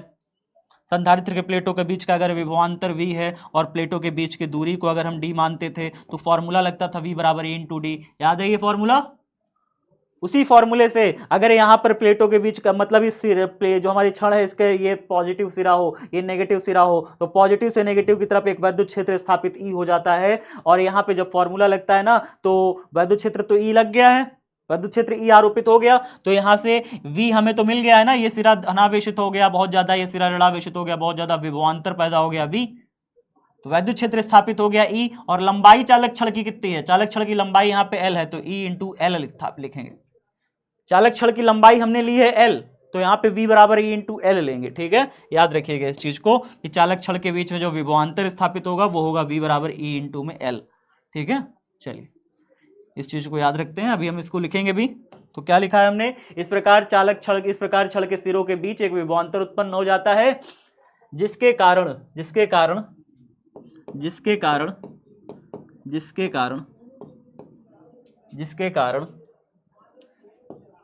क्या होता है, जिसके कारण M से N सिरे की ओर वैद्युत क्षेत्र कार्य करता है। M से N सिरे की ओर, M सिरा धनावेशित है, N सिरा कैसा है, ऋणावेशित है, तो धनावेश से ऋणावेश की तरफ सिरे की ओर वैद्युत क्षेत्र E कार्य करने लगता है, वैद्युत क्षेत्र E कार्य करने लगता है, खड़ी पाई, सीधी सी बात है, कार्य करने लगता है। देखा आपने कैसे कार्य करने लगता है, वैद्युत क्षेत्र E कार्य करने लगता है वैद्युत क्षेत्र में स्थित धनावेश पर। अब आप थोड़ा सा मुझे ये बस बताइए, सारे बच्चे जो जानते हैं, अगर कोई भी वैद्युत क्षेत्र E है, मान लीजिए यहाँ पे एक वैद्युत क्षेत्र E है, इसमें कोई एक इलेक्ट्रॉन स्थित है, तो इस पर किधर की तरफ बल लगेगा, वैद्युत क्षेत्र है पूरा का पूरा, इस पर कोई एक इलेक्ट्रॉन स्थित है, तो इस पर किधर की तरफ बल लगेगा, बताइए। ये इलेक्ट्रॉन है, इस पर किधर की तरफ बल लगेगा, क्षेत्र की दिशा में लगेगा कि क्षेत्र की उल्टी दिशा में, क्षेत्र की दिशा में बल लगेगा कि क्षेत्र की उल्टी दिशा में, आप बताओ। इस ओर बल लगेगा कि इस ओर बल लगेगा, उल्टी दिशा में, विपरीत दिशा में कि क्षेत्र की दिशा में। आपका आंसर होगा कि भाई साहब क्षेत्र की दिशा में कभी नहीं लगाएगा, इस पर क्षेत्र की विपरीत दिशा में, उल्टी दिशा में, इस दिशा में बल लगाएगा। और कितना बल लगाएगा, बल लगाएगा F is equal to small e into capital E। ये सब चीज पीछे पढ़ा चुका हूं, ये सब चीज नया लग रहा होगा, बट ये सब पढ़ा चुका हूं पीछे, पहले चैप्टर में ये सब चीज पढ़ा चुका, रटा दी थी भाई, भूल गए हो बात अलग है, भूल गए हो तो बात अलग है। अगर कोई इलेक्ट्रॉन स्थित है तो क्षेत्र की दिशा उधर है, वैद्युत क्षेत्र की दिशा उधर है, उसके ऊपर अगर कोई इलेक्ट्रॉन स्थित है तो उस पर क्षेत्र की उल्टी दिशा में बल लगेगा। अच्छा, अगर कोई धनावेश स्थित हो तो धनावेश पर किधर बल लगता है, मान लो कोई एक धनावेश स्थित है, क्षेत्र में कोई एक धनावेश स्थित है, पॉजिटिव आवेश क्यों है, अब बताओ इस पर कितना बल लगेगा, क्षेत्र की दिशा में लगेगा, क्षेत्र की उल्टी दिशा में लगेगा। आपका आंसर होगा सर क्षेत्र की दिशा में तब बल लगेगा, और बल F बराबर कितना हो जाएगा, Q इंटू में वैद्युत क्षेत्र की तीव्रता E, इतना बल लगेगा। F बराबर Q इंटू में E। क्या बात समझ में आ रही है, कोई इलेक्ट्रॉन स्थित होगा क्षेत्र, वैद्युत क्षेत्र में अगर कोई इलेक्ट्रॉन स्थित होता है तो उस पर किधर बल लगता है, वैद्युत क्षेत्र में अगर कोई धनावेश स्थित होता है तो उस पर किधर बल लगता है, धनावेश पर किधर बल लगेगा, ऋणावेश पर किधर बल लगेगा। दोनों चीजें क्लियर है ना, यहाँ पे दोनों चीजें यहाँ पे क्लियर है सभी को, कि जितने भी इलेक्ट्रॉन है उस पर क्षेत्र की उल्टी दिशा में, धनावेश पर क्षेत्र की दिशा में बल लगेगा। फॉर्मूला देखो दोनों का सेम है, बस यहाँ पे इलेक्ट्रॉन का आवेश E होता है तो small e into capital E कर लिया, यहाँ पे आवेश क्यों है तो हमने Q इंटू कैपिटल E कर लिया। बल का बल उतना ही लग रहा है, लेकिन एक पर इधर लग रहा है, एक पर उधर लग रहा है, बस ये ऋणावेश है वो धनावेश है। चलिए ठीक है, ठीक है सर, तो यहां पर हमने ये जान लिया कि इस प्रकार क्षण के सिरों के बीच एक विभवांतर उत्पन्न हो जाता है, जिसके कारण एम से एन सिरों की ओर एक वैद्युत क्षेत्र ई कार्य करने लगता है। इतना तो अभी तक जान लिए थे। अब ये भी आप जान चुके हो कि क्षण पर एक विभवांतर स्थापित हो चुका है और एक वैद्युत बल काम करेगा। कौन काम करेगा? एक वैद्युत बल भी काम करेगा। और दिशा क्या है वैद्युत क्षेत्र की? वैद्युत क्षेत्र की दिशा किधर है? वैद्युत क्षेत्र की दिशा है नीचे की तरफ। वैद्युत क्षेत्र की दिशा ई की डायरेक्शन किधर है? ई की डायरेक्शन किधर है बताइए? ई की डायरेक्शन किधर है? आप कहोगे सर ई की डायरेक्शन ना पॉजिटिव से नेगेटिव की तरफ है। पॉजिटिव से नेगेटिव की तरफ ई की डायरेक्शन है। आप कहोगे क्या बात है सर, क्या कह रहे हैं? पॉजिटिव से नेगेटिव की तरफ वैद्युत क्षेत्र की तीव्रता स्थापित हो गई है। तो इसका मतलब ये हुआ, इसका मतलब ये हुआ कि अगर कोई इलेक्ट्रॉन बीच में बैठा है तो उसके ऊपर चुंबकीय बल तो नीचे काम कर रहा होगा। बताओ चुंबकीय बल किधर काम कर रहा था? नीचे। वैद्युत बल किधर काम करेगा? नीचे की ऊपर। क्षेत्र की दिशा में वैद्युत बल काम करेगा कि क्षेत्र की उल्टी दिशा में? इलेक्ट्रॉन पर क्षेत्र की दिशा में वैद्युत बल काम करेगा कि क्षेत्र की उल्टी दिशा में? अभी तो पीछे देख के आए हैं, क्या देख के आए हैं पीछे? जितने भी इलेक्ट्रॉन होते हैं उस पर क्षेत्र की दिशा में वैद्युत बल काम नहीं करता, क्षेत्र की उल्टी दिशा में काम करता है। तो यहां पर जो इलेक्ट्रॉन था जो नीचे आकर के इकट्ठा होना चाह रहा था, अब उस इलेक्ट्रॉन पर नीचे की तरफ बल लगेगा ही नहीं, उस पर एक बल ऊपर भी लगने लगेगा। और वो बल कौन होगा? वो बल होगा वैद्युत बल। वैद्युत बल, इलेक्ट्रिकल फोर्स। तो इलेक्ट्रिकल फोर्स ऊपर, मैग्नेटिक फोर्स नीचे, दुई दुई बल लग रहा है। दुई दुई बल, डबल डबल ताकत लग रही है। एक इधर खींच रहा है, एक इधर खींच रहा है। इलेक्ट्रॉन कहता है हमको माफ कर दो, हमको माफ कर दो, दोनों लोग से हमसे बर्दाश्त नहीं होगा, छोड़ दो हमको, हम कहीं नहीं जाएंगे। इलेक्ट्रॉन क्या कहता है? छोड़ दो हमको, हम कहीं नहीं जाएंगे, हम यहीं रहेंगे, हम नहीं जाएंगे, जाओ। तो बेचारा जब जब इसको खूब तेजी से गति कराने लगते हो, जब खूब तेजी से गति कराने लगते हो, एक स्थिति ऐसी आती है, इलेक्ट्रॉन जो बाकी के इलेक्ट्रॉन थे वो नीचे जाना चाह रहे थे क्योंकि उस पर चुंबकीय बल नीचे लग रहा था।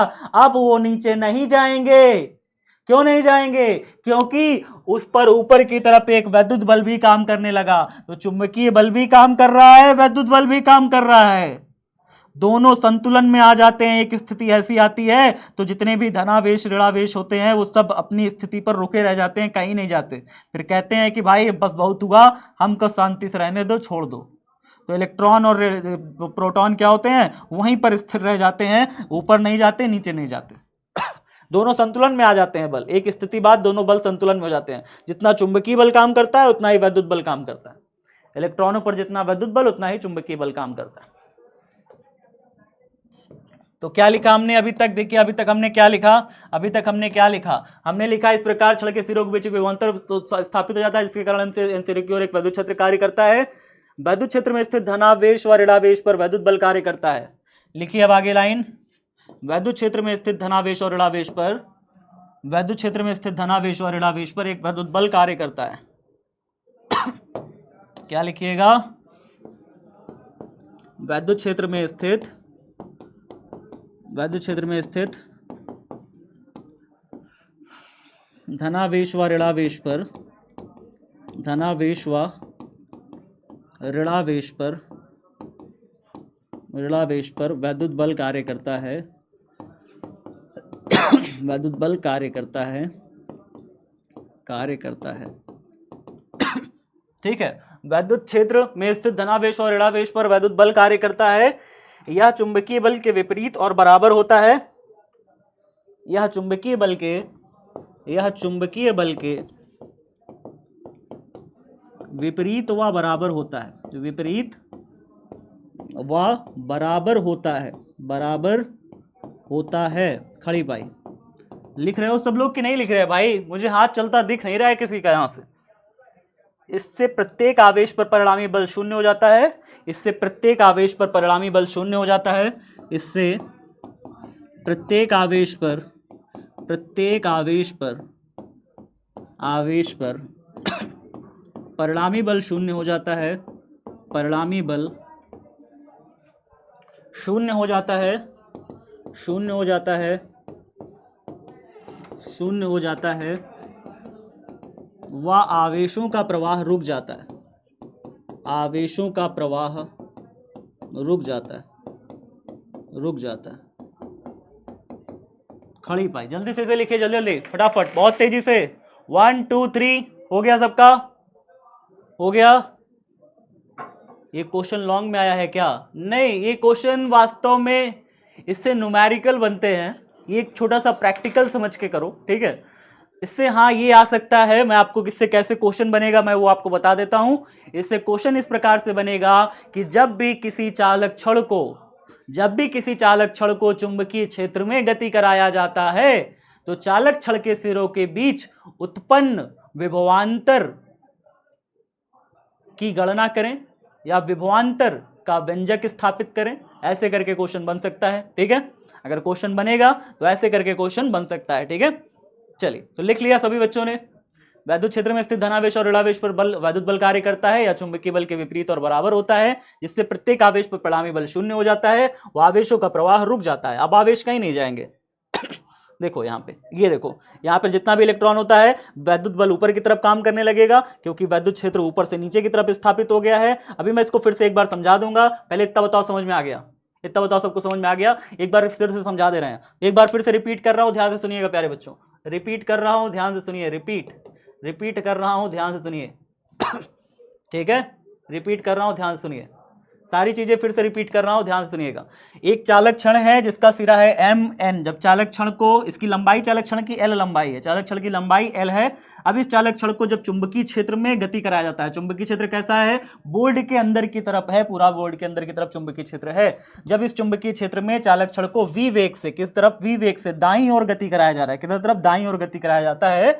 तो इसके अंदर जितने भी चालक क्षण के अंदर इलेक्ट्रॉन होते हैं, प्रोटॉन होते हैं, सब पर एक वैद्युत बल काम करने चुंबकीय बल काम करने लगता है। चुंबकीय बल काम करने लगता है। क्यों? क्योंकि जब भी कोई भी आवेश को, जब भी किसी भी आवेश को, चाहे वो ऋणावेश हो चाहे वो धनावेश हो, जब भी किसी भी आवेश को v वेग से गति कराया जाता है चुंबकीय क्षेत्र में, तो उसके ऊपर एक चुंबकीय बल लगता है, और वो चुंबकीय बल होता है Q V B sine theta. क्या होता है? Q V B sine theta. इतना चुंबकीय बल लगता है। कहोगे ठीक है सर, तो मतलब इसके अंदर जितने भी धनावेश और ऋणावेश होते हैं सब पर चुंबकीय बल लगने लगता है। उसकी दिशा हमने निकाली फ्लेमिंग के बाएं हाथ के नियम अनुसार कि बल किधर लगेगा। तो हमने कहा कि धनावेश पर तो बल लगेगा नहीं, क्योंकि धनावेश नाभिक के अंदर बैठा हुआ है। बल लगेगा सिर्फ ऋणावेश पर। ऋणावेश पर जो बल लगेगा उसकी दिशा किधर होगी? कि भैया यहाँ पर जब इलेक्ट्रॉन है तो इलेक्ट्रॉन इधर की तरफ गति कर रहा है, चूंकि चालक क्षण पूरी इधर की तरफ ही चल रही है तो इलेक्ट्रॉन भी इधर चल रहे हैं। तो इलेक्ट्रॉन जब इधर आ रहा है तो धारा किधर बहेगी? उल्टी दिशा में। धारा की दिशा उधर होगी, धारा की दिशा उधर होगी। धारा उधर जा रही है, चुंबकीय क्षेत्र बोर्ड के अंदर है, तो फ्लेमिंग के बाएं हाथ कहता है कि जितने भी इलेक्ट्रॉन है सब पर चुंबकीय बल नीचे काम करेगा। तो सारे के सारे चुंबकीय बल ऊपर से नीचे की तरफ घर घर घर घर घर घर आके इकट्ठा हो जाते हैं। जब सारे चुंबकीय बल यहाँ इकट्ठा हो जाते हैं तो यहाँ पर अभाव पड़ जाता है ऋणावेशों का, तो संतुलन बिगड़ गया। आप मानो, अगर आप खुद सोचो, अगर 10 ऋणावेश है और 10 धनावेश है, 10 इलेक्ट्रॉन है, 10 प्रोटॉन है, तब तो इसका नेट आवेश यहाँ पे 0 होगा। लेकिन अगर यहाँ से इलेक्ट्रॉन निकल जाए, 5 इलेक्ट्रॉन निकल जाए, तो ये बॉडी कैसी हो जाएगी? बॉडी तो धनावेशित हो जाएगी। बॉडी धनावेशित हो जाएगी कि नहीं? जब इस सिरे से सारे इलेक्ट्रॉन्स निकल गए तो ये अपने आप ही ये सिरा धनावेशित हो जाएगा। आप खुद सोचो ना, जब यहाँ से सारे इलेक्ट्रॉन्स अपने आप चले गए, क्या ये बॉडी न्यूट्रल, ये वाला सिरा न्यूट्रल रह पाएगा? अनावेशित रह पाएगा? नहीं रह पाएगा। सारे इलेक्ट्रॉन नीचे सरक गए हैं, इसके सारे इलेक्ट्रॉनों पर बल लगा, नीचे सरक गए चुंबकीय बल के कारण, तो ये सिरा अपने आप ही धनावेशित हो गया। ये सिरा धनावेशित, ये सिरा ऋणावेशित। तो क्या हो गया भाई? धनावेश तो उच्च विभव पर हो गया, ऋणावेश निम्न विभव पर हो गया। एक विभवांतर आ गया भाई दोनों सिरों के बीच में। जब विभवांतर आता है तो वैद्युत क्षेत्र भी आ जाता है साथ साथ। धनावेश से ऋणावेश की तरफ एक वैद्युत क्षेत्र स्थापित हो गया। अब जब वैद्युत क्षेत्र स्थापित हो गया भाई, तो फिर बातें खत्म हो गई। जितने भी इलेक्ट्रॉन हैं उस पर वैद्युत क्षेत्र की उल्टी दिशा में बल लगता है, चुंबकीय वैद्युत बल लगने लगता है। जब वैद्युत क्षेत्र स्थापित हो गया धनावेश से ऋणावेश की तरफ, तो सारे इलेक्ट्रॉनों पर एक वैद्युत बल काम करने लगा, वो भी उल्टी दिशा में। वैद्युत क्षेत्र की दिशा ऊपर से नीचे है, इस पर जो वैद्युत बल काम कर रहा है इलेक्ट्रॉनों पर, वो ऊपर, क्योंकि क्षेत्र की विपरीत दिशा में इलेक्ट्रॉनों पर बल लगता है, तो इस पर वैद्युत बल ऊपर की तरफ लगने लग गया, ऊपर की तरफ ऐसे धक्का मारने लग गया। नीचे लग रहा है चुंबकीय बल, ऊपर लग रहा है वैद्युत बल, दोनों है संतुलन में। जब दोनों संतुलन कर लेते हैं एक दूसरे को, जब दोनों संतुलन कर लेते हैं तो क्या कहा जाता है? इससे प्रत्येक आवेश पर परिणामी बल शून्य हो जाता है और आवेशों का प्रवाह रुक जाता है, आवेश फिर नहीं प्रवाहित होते। बात समझ में आ गई? बात समझ में आ गई? सबका नोट हो गया? नोट हो गया? नोट हो गया? नोट हो गया? चलिए, नोट हो गया तो आगे देखते हैं। इस प्रकार इस प्रकार इस प्रकार यहां पे हुआ क्या है? आवेशों पर इस प्रकार आवेशों पर होता क्या है? साम्यावस्था की स्थिति आ गई। आवेश ना तो ऊपर जा रहा है ना नीचे जा रहा है। आवेश पर जो बल लग रहा है, एक बल ऊपर की तरफ लग रहा है जो कि है वैद्युत बल, और एक बल लग रहा है नीचे की तरफ जो कि है चुंबकीय बल। आप जान रहे हो, जो कि है चुंबकीय बल।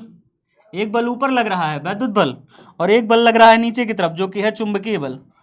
ठीक है, एक बल नीचे की तरफ लग रहा है जो कि है चुंबकीय बल। तो भाई जब दुई दुई बल लग रहा है, एक वैद्युत बल Fe और चुंबकीय बल Fm, तो लिख लेते हैं। ये दोनों संतुलन में जब आ गए हैं तो फिर हम लिखेंगे Fe बराबर Fm। दोनों संतुलन में आ गए। Fe कितना लग रहा है इलेक्ट्रॉनों पर? आप कहोगे सर इलेक्ट्रॉनों पर ना आवेश लग रहा है E इंटू ई। इलेक्ट्रॉनों पर जो आवेश लग रहा है E इंटू ई लग रहा है, E इंटू ई, या फिर Q इंटू ई भी लिख सकते हो। यहाँ पे Q इलेक्ट्रॉन का आवेश हो जाएगा फिर। हाँ, Q इंटू ई भी लिख सकते हो, ऐसा कोई बात नहीं है। Q इंटू ई भी लिख सकते हो। Q का क्या है? इलेक्ट्रॉन का आवेश है। ठीक है, Q इंटू ई। इलेक्ट्रॉनों पर जो वैद्युत बल लग रहा है ऊपर की तरफ वो Q इंटू ई, और नीचे की तरफ जो चुंबकीय बल लग रहा है वो कितना लग रहा है? Q VB। कहोगे सर साइन थीटा भी तो है, लेकिन साइन थीटा यहाँ पे साइन 90 हो जाएगा। कैसे 90 हो जाएगा? यहाँ पे जो साइन थीटा है वो किसके किसके बीच का कोण है? पता है ये किसके किसके बीच का कोण है? ये V और B के बीच का कोण है, यानी चालक की गति और चुंबकीय क्षेत्र के बीच का कोण है। अब जरा मुझे बताओ, चालक की गति और चुंबकीय क्षेत्र के बीच कितना कोण बन रहा है? बताओ। चालक की गति इधर हो रही है, चुंबकीय क्षेत्र अंदर की तरफ कार्य कर रहा है। गति की दिशा इधर है, चुंबकीय क्षेत्र की दिशा इधर है, अंदर की तरफ है। बताओ कितना एंगल बन रहा है? गति की दिशा इधर है, चुंबकीय क्षेत्र की दिशा अंदर है। कितना एंगल बन रहा है?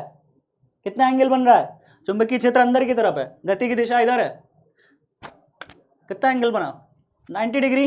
90 डिग्री बना। तो यहां पर जो V और B के बीच में एंगल बन रहा है, V और B के बीच में जो एंगल थीटा बन रहा है वो वास्तव में कितना है?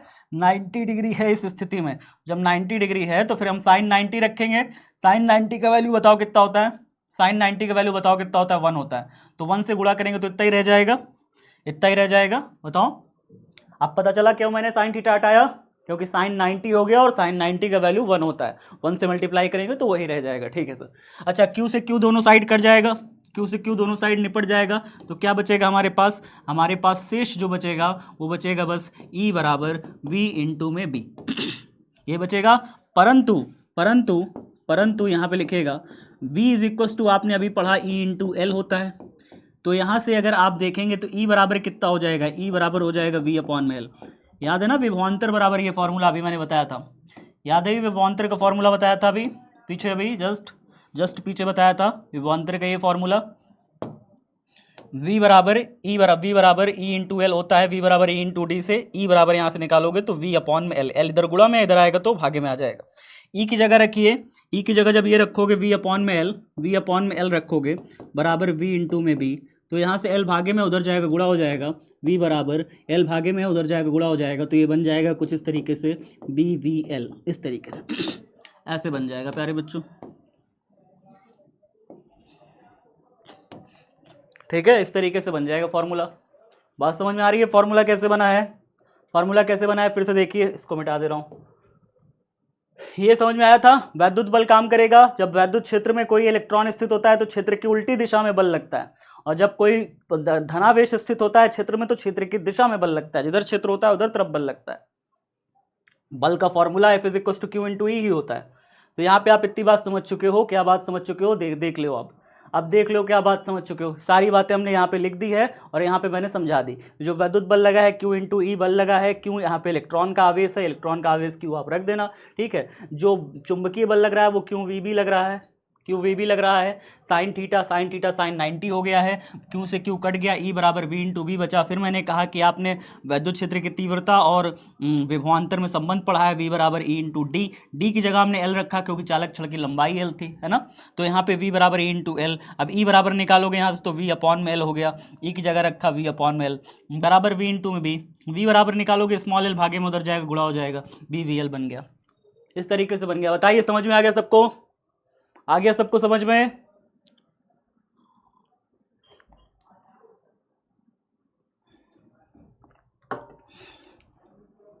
अब यहाँ पे एक छोटा सा चीज और लिख लो बस, छोटा सा चीज और लिख लो बस।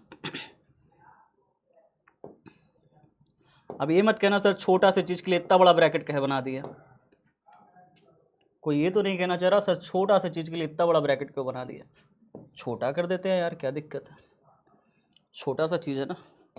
देखो अगर यहाँ पे चालक क्षण चुंबकीय क्षेत्र के साथ ऐसे बिल्कुल 90 डिग्री एंगल पर गति कर रही हो, चुंबकीय क्षेत्र ऐसा क्षेत्र की दिशा में, और चालक क्षण ऐसे गति कर रहा है बिल्कुल 90 डिग्री, तब तो यही रहेगा, क्षण के सिरों पर जो विद्युत वाहक बल स्थापित होगा, क्षण के सिरों पर जो विभवांतर स्थापित होगा वो BVL ही रहेगा। लेकिन अगर वो 90 डिग्री ना गति कर रही हो तब फिर क्या होगा, मान लो वो 90 डिग्री नहीं गति कर रही, चालक क्षण जो है ना, चुंबकीय क्षेत्र मेरा बिल्कुल ऐसे है और चालक क्षण मेरी ऐसे जा रही है, किसी एंगल पर जा रही है चुंबकीय क्षेत्र में किसी एंगल पर गति कर रही है। अब बताओ, अब चालक क्षण के सिरों पर कितना विभवांतर स्थापित होगा। अगर चुंबकीय क्षेत्र में किसी एंगल पे गति कर रही हो, जरूरी है क्या चुंबकीय क्षेत्र में बिल्कुल ऐसे लंबवत ऐसे गति कर रही हो।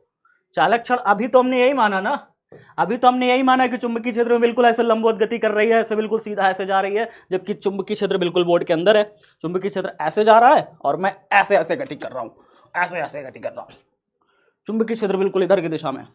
लेकिन अगर चुंबकीय क्षेत्र अंदर की दिशा में, मैं इस दिशा में जाऊं, इस दिशा में जाऊं, किधर भी दिशा में जाऊं, तो फिर चालक क्षण के सिरों के बीच में कितना विभवांतर स्थापित होगा। अगर किसी थीटा एंगल पर ये चालक क्षण गति करने लगे तो चालक क्षण यहां पे लिखेंगे, यदि चालक क्षण चुंबकीय क्षेत्र में थीटा कोण पर गति करे,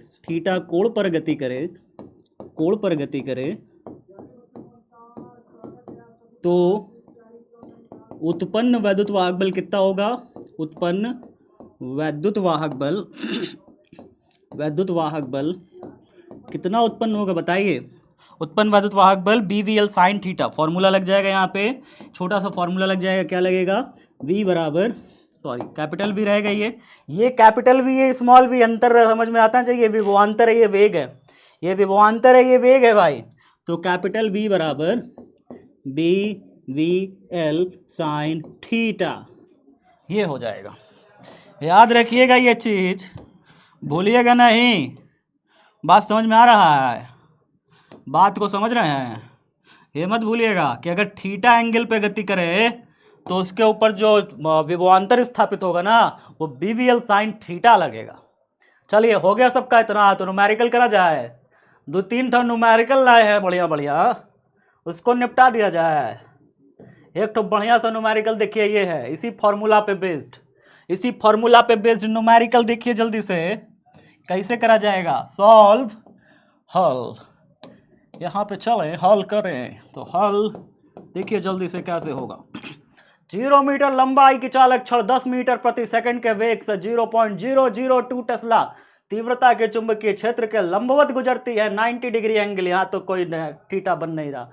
क्षण के सिरों के बीच प्रेरित वैद्युत वाहक बल की गणना करें, फॉर्मूला बड़ा आसान है, V बराबर BVL साइन थीटा लगा दीजिएगा, क्योंकि हमें कह रहा है क्षण के सिरों के बीच प्रेरित वैद्युत वाहक बल की गणना करें, B बराबर BVL साइन थीटा लगा दीजिएगा। What is the value of V, हमें B कितना दिया है, चुंबकीय क्षेत्र की तीव्रता कितना दिया है, आप कहोगे सर चुंबकीय क्षेत्र की तीव्रता 0.002 टेस्ला दिया है, रख दीजिए यहाँ पे B की वैल्यू 0.002 टेस्ला चुंबकीय क्षेत्र, इनटू में what is the value of V, वेग कितना दिया है चालक क्षण का, वेग दिया है क्या 10 मीटर पर सेकंड के वेग से, 10 मीटर पर सेकंड, यहाँ पे 10 रख दीजिए, वेग की जगह रख दिया 10। एल लंबाई कितना दिया है चालक क्षण का, लंबाई दिया है जी 0.2 है ना, और साइन थीटा में साइन लंबवत कह दिया तो साइन 90 हो गया, और साइन 90 डिग्री का वैल्यू तो आप जानते ही है 1 होता है। अब इसको मल्टीप्लाई करिएगा तो कितना हो जाएगा जी, ये तो 2 बन जाएगा, जब 10 का 0.2 से मल्टीप्लाई करिएगा तो 2 बन जाएगा, 2 का 2 से मल्टीप्लाई करिएगा 0.004 वोल्ट, कहानी खत्म। बात समझ में आ गया सबका। ये छुट्टी कौन है, ये छुट्टी समझ में आया कैसे कर रहे हैं, यहां तक अभी नहीं हुआ, किसका यहां तक नहीं हुआ भाई, देखो इसको पहले मिटा देते हैं, इसको आपका कोई काम का नहीं है, बट आप इसे कॉपी भी सिर्फ में बनानी है, समझाने के लिए था यार। कल एक बच्चे ने कहा कि सर आप पीडीएफ में जितना लिखा रहता है सब दे दिया करिए। पीडीएफ में सब तो दे दें, लेकिन ये किस काम का है? इसे नोट थोड़ी करना है ना। जो नोट करने वाला काम रहता है मैं सिर्फ उसे पीडीएफ में देता हूँ आपके। तो ये आपके पीडीएफ में 3 चीज़ें हो जाएंगी, ठीक है। और उसके बाद ये न्यूमेरिकल एक और करना है आपको, एक और न्यूमेरिकल करना है। हल देखिए, क्या ये न्यूमेरिकल ये यहाँ तक सबका हो गया? ये सबका हो गया, स्क्रीनशॉट लीजिए। नहीं हुआ तो 1 2 3 लीजिए स्क्रीनशॉट जल्दी से। 1 2 3 हो गया, सबका हो गया। नेक्स्ट देखते हैं, 1 2 3 हो गया, मैं मान रहा हूँ हो गया। चलिए अब आगे देखिए, इसको बताइए। न्यूमेरिकल हो जाएगा, स्क्रीनशॉट ले लीजिए, बाद में कर लीजिएगा आगे ताकि करा लें दूसरा न्यूमेरिकल भी। 1 2 3 हो गया सबका। समझ में आया कैसे करना है? प्रेरित विद्युत वाहक बल की गणना कीजिए पूछ रहा है, तो विद्युत वाहक बल का फॉर्मूला लगा देंगे, V बराबर BVL sin theta. Be just निकाला फॉर्मूला। बी की जगह चुंबकीय क्षेत्र की तीव्रता दिया हुआ है, देखिए कितना टेस्ला दिया है, 0.00 टेस्ला, 2 टेस्ला ये रख लिया। V का वैल्यू हमने रख दिया 10 मीटर पर सेकंड का वेग V रखा। L का लंबाई दिया था 0.2 मीटर पर सेकंड, 0.2 मीटर की लंबाई हमने इसको रख दिया। साइन 90 रख दिया क्योंकि लंबवत कह रहा है, लंबवत गुजरती है। अगर किसी थीटा एंगल पे गुजरती तो हम साइन कोण भी रखते हैं। अगर किसी थीटा एंगल पे गुजरती तो हम साइन कोण भी रखते हैं। अगर यहाँ पे मुझे कोण दिया होता कि भाई साइन 60 डिग्री के कोण पर गुजर रही है तो यहाँ कोण रखते हैं हम लेकिन यहाँ पे 90 डिग्री गुजर रही है तो 90 रख देंगे, ठीक है। साइन 90 का वैल्यू तो 1 हो जाएगा, ये तो खत्म हो जाएगा। 10 से हम 0.2 को मल्टीप्लाई करेंगे 2 बन जाएगा, क्या बन जाएगा? 2 बन जाएगा। 2 से इसको मल्टीप्लाई कर देंगे, 2 2 जब 4 हो जाएगा, बाहर नहीं खत्म। ठीक है, हो गया सबका? हो गया, बताइए जल्दी से। मात्रक, अरे मात्रक इसका वोल्ट होता है बाबू, वोल्ट होता है। क्या होता है इसका मात्रक? वोल्ट। लिखे तो है वोल्ट, लिखा तो है वोल्ट। प्रेरित विद्युत वाहक बल का मात्रक याद रखिए वोल्ट होता है। परीक्षा में पूछा भी है आपसे, चैप्टर नंबर 3 में, चैप्टर नंबर 3 विद्युत धारा में मैंने आपको पढ़ा रखा है कि विद्युत वाहक बल का मात्रक वोल्ट होता है। याद है कि भूल गए? चलिए एक इसे करिए फिर उसके बाद छुट्टी ले लेना, एक इसे कर लो फिर उसके बाद छुट्टी ले लेना। 50 फेरे तथा 100 सेंटीमीटर स्क्वायर क्षेत्रफल की किसी कुंडली पर 10 टेस्ला फ्लक्स घनत्व का चुंबकीय क्षेत्र कार्य करता है। ठीक है, चुंबकीय क्षेत्र कार्य करता है। यदि कुंडली को 0.1 सेकंड में चुंबकीय क्षेत्र से हटा लिया जाता है तो प्रेरित विद्युत वाहक बल ज्ञात कीजिए। प्रेरित विद्युत वाहक बल ई की बात कर रहा है, यहाँ पे आपसे ई की बात कर रहा है। प्रेरित विद्युत वाहक बल ई की बात कर रहा है, प्रेरित विद्युत वाहक बल ई की बात कर रहा है। यहाँ पे क्या कर रहा है? 50 फेरे और 100 सेंटीमीटर स्क्वायर क्षेत्रफल की किसी कुंडली, 50 फेरे हैं और 100 सेंटीमीटर स्क्वायर क्षेत्रफल की कोई कुंडली है। यहाँ पे तो फैराडे का नियम लगेगा क्योंकि 50 फेरे और 100 सेंटीमीटर स्क्वायर क्षेत्रफल की कोई कुंडली है। तो यहाँ पे क्षेत्रफल आपको दिया हुआ है ना, यहाँ पे क्या दिया हुआ है? क्षेत्रफल आपको दिया हुआ है। क्षेत्रफल कितना दिया है? 100 सेंटीमीटर स्क्वायर क्षेत्रफल दिया हुआ है। और यहाँ पे 50 फेरे, एन की वैल्यू कितना दे रखा है? 50 फेरे दे रखा है। और 10 टेस्ला फ्लक्स घनत्व वाला चुंबकीय क्षेत्र कार्य करता है। तो चुंबकीय क्षेत्र बी बराबर कितना है? 10 टेस्ला। 10 टेस्ला का चुंबकीय क्षेत्र कार्य करता है। ठीक है, आगे क्या करता है कि यदि किसी कुंडली को 0.1 सेकंड में चुंबकीय क्षेत्र से हटा लिया जाता है, टाइम भी तो दिया है, डेल्टा टी टाइम भी तो दिया है। कितना टाइम दिया है? 0.1 सेकंड का टाइम दिया। आगे क्या कहता है? प्रेरित विद्युत वाहक बल ई का वैल्यू निकालिए, ई का मान निकालिए, ई का मान निकालिए। तो जब ई का मान निकालने के लिए कह रहा है प्यारे बच्चों, तो सबसे पहले इधर डाल देना, दिया है हमें, इतनी सारी चीजें हमें दिया है। ई का मान निकालने के लिए जब पूछे तो ई बराबर आप क्या समझते हो? What do you think about E? E के बारे में क्या समझते हो भाई? फैराडे बाबू क्या कहते थे? फैराडे बाबू कहते थे ई बराबर माइनस का एन डी फाई अपॉन में डी टी। अभी तो पीछे पढ़ के आए हो, स्टार्टिंग में यही तो बताया था, माइनस का एन डी फाई अपॉन में डी टी। शुरू में अभी बताया था, याद करो। ये देखो, ये शुरू में बताया था यदि कुंडली में फेरों की संख्या एन हो तो प्रेरित विद्युत वाहक बल ई बराबर कितना हो जाएगा? ई बराबर माइनस का एन डी फाई अपॉन में डी टी। बताया था ना अभी शुरू में, आते ही मान बताया था ये चीज, आते ही मान बताया था कुंडली में अगर फेरों की संख्या एन हो तो क्या होगा? विद्युत वाहक बल ई बराबर माइनस का एन डी फाई अपॉन में डी टी। तो फॉर्मूला ये वाला लगा दीजिए, फॉर्मूला लगाइए, माइनस का एन डी फाई अपॉन में डी टी। डी फाई क्या है? फ्लक्स है, फ्लक्स है। डी फाई क्या है? वास्तव में फ्लक्स है। फ्लक्स का फॉर्मूला क्या होता है? आपको याद है फ्लक्स का फॉर्मूला? डी फाई बराबर क्या होता है? डी फाई बराबर फ्लक्स का फॉर्मूला, फाई का फॉर्मूला होता है बी इंटू में डी ए कॉस थीटा, यही होता है, B D A cos theta, B D A cos theta. क्या यहाँ पे कॉस का एंगल दिया है? कॉस एंगल दिया है। जब भी कॉस एंगल ना दिया हो तो कॉस खुद को मान लेना, क्या मान लोगे? कॉस 0 मान लोगे। जब भी इस तरीके से कॉस का वैल्यू ना दिया हो तो तुरंत कॉस का 0 मान लेना, और कॉस 0 का वैल्यू होता है 1, तो बी डी ए ही शेष रखना। ठीक है, डी फाई बराबर बी डी ए यहाँ पे दिया हुआ है। आगे क्या दिया हुआ है? बी डी ए, बी का वैल्यू दिया है हमें प्रश्न में, बी का वैल्यू दिया है 10 टेस्ला, 10 टेस्ला बी का वैल्यू दिया है। जब बी का वैल्यू 10 दिया है और यहाँ पे क्षेत्रफल, क्या क्षेत्रफल मुझे दिया हुआ है, डी ए क्या है क्षेत्रफल, लेकिन यहाँ पे तो मुझे पूरा क्षेत्रफल दिया हुआ है। जब यहाँ पे पूरा क्षेत्रफल दे देगा कुंडली का, देखो यहाँ पे कुंडली का पूरा क्षेत्रफल दिया हुआ है, तो हमें वास्तव में थोड़ा सा फ्लक्स नहीं मिलेगा, फिर हमें पूरा फ्लक्स मिल जाएगा, फाई पूरा फ्लक्स मिल जाएगा अगर पूरा क्षेत्रफल डी ए की जगह पूरा क्षेत्रफल 100 दे देगा। अब यहाँ पे क्षेत्रफल की जगह अगर आप 100 रखोगे तो एक दिक्कत हो जाएगी, छोटी सी दिक्कत ये हो जाएगी कि सेंटीमीटर स्क्वायर में है। सेंटीमीटर स्क्वायर को मीटर स्क्वायर में कन्वर्ट करने के लिए पता है क्या करना पड़ता है, क्या करना पड़ता है, सेंटीमीटर स्क्वायर को मीटर स्क्वायर में कन्वर्ट करने के लिए आपको कुछ नहीं करना पड़ता, बस इंटू कर देना होता है। किससे इंटू कर देना होता है, 10 की घाते -4 से इंटू कर देना है। 10 की घाते -4 से किसी वैल्यू को इंटू कर देंगे तो वो सेंटीमीटर स्क्वायर से मीटर स्क्वायर में कन्वर्ट हो जाएगी। तो सेंटीमीटर स्क्वायर से अगर मीटर स्क्वायर में कन्वर्ट करना है, 10 की घाते -4 से इंटू कर दीजिए। सिंपल, बस सिंपल, बहुत सिंपल। तो हमने क्षेत्रफल रखा, वहां पे क्षेत्रफल रख करके सेंटीमीटर स्क्वायर को मीटर स्क्वायर में इंटू कर दिया। अब बताइए फ्लक्स फाई का वैल्यू कितना हो गया, 1000 ये हो गया, 10 को 100 से गुणा किया 1000 यानी 10 की घाते 3 गुणे 10 की घाते -4, -4 में से 3 निकल गया, 10 की घाते कितना बचा, -1 बचा, -1 फ्लक्स बचा। फ्लक्स की वैल्यू कितना हो गई, -1 हो गई। कहोगे यस सर फ्लक्स की वैल्यू -1, तो यहाँ पे फ्लक्स की जगह उठा करके रख दीजिए -1। एन कितना दिया हुआ है, फेरों की संख्या 50 दी है ना, एन की जगह रख दीजिए 50, तो -50 गुणे 10 की घाते कितना रख देंगे, फाई की जगह फ्लक्स की जगह आप रख दीजिए 10 की घाते -1। फ्लक्स मेरा निकल के आ गया 10 की घाते -1। और dt क्या है, समय है, dt क्या है, समय लिया गया समय, समय हमें क्या दिया है, क्या डेल्टा टी हमें दिया हुआ है, समय भी दिया हुआ है 0.1 दिया, 0.1। अच्छा 0.1 दिया है तो इसका क्या मतलब होता है सर, इसका क्या मतलब होता है, थोड़ा सा समझाइए। 0.1 का मतलब होता है प्यारे बच्चों कि अगर मैं पॉइंट हटाऊंगा तो ऊपर एक क्या बढ़ जाएगा, ऊपर एक 0 बढ़ जाएगा। पॉइंट हटाऊंगा तो नीचे एक 10 आ जाएगा, ऊपर घूम के चला जाएगा 0 हो जाएगा, माने 500 हो जाएगा। 10 ऊपर घूम के जाएगा 500 हो जाएगा। गोले में 10 की घाते -1, 10 की घाते -1 का मतलब क्या होता है, 10 की घाते -1 का मतलब जानते हो क्या होता है प्यारे बच्चों, 10 की घाते -1 का मतलब होता है 1/10। यस 10 की घाते -1 का मतलब होता है 1/10। 0 से 0 निपट जाएगा, बचेगा 50, -50 वोल्ट। आपको मैं बता दूं वोल्टेज एक अदिश राशि है, इसलिए -50 वोल्ट लिखा तो जाएगा, बट जब मैं इसका परिमाण रूप लिखूंगा तो मैं सिर्फ लिखूंगा 50 वोल्ट। अभी तो आपने -50 वोल्ट लिख दे रहे हो, ठीक है, लेकिन जब आप इसका परिमाण रूप लिखोगे, परिमाण रूप जानते हो, जब दिशा की कोई ज़रूरत ना हो, सिर्फ और सिर्फ परिमाण लिया जाए, तो हम यहाँ पे सिर्फ 50 वोल्ट ही लिखेंगे। बात समझ में आ रहा है, क्या रॉन्ग, कहाँ रॉन्ग, क्या दिक्कत आ रही है यार, कौन से बच्चे हैं ये, कहाँ समस्या आई बताओ, कहाँ पे समस्या आ रही है बताओ। क्षेत्रफल दिया है, बी दिया है, डेल्टा टी दिया है, सब कुछ दिया है। डेल्टा फाई बराबर होता है B into D A. Phi का वैल्यू रख लो, बी का वैल्यू देखो, बी बराबर कितना रख दिया, बी बराबर हमने रख दिया 10।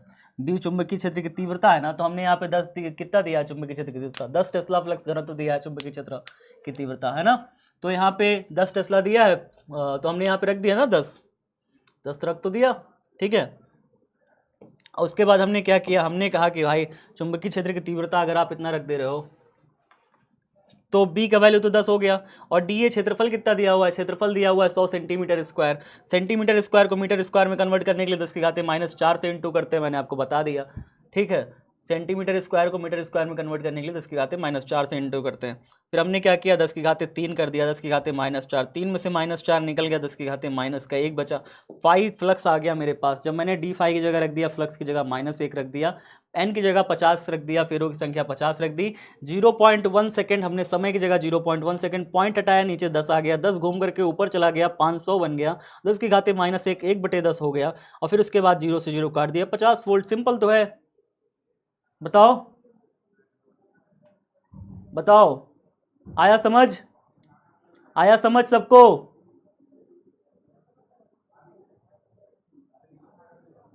अभिषेक क्या दिक्कत है बताओ,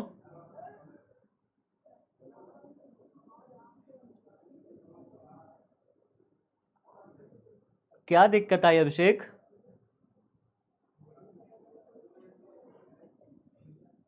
कहाँ दिक्कत है बताओ, छुट्टी तो मिल जाएगी, दिक्कत पहले बताओ, किसी कोई दिक्कत हो, समस्या हो बताओ।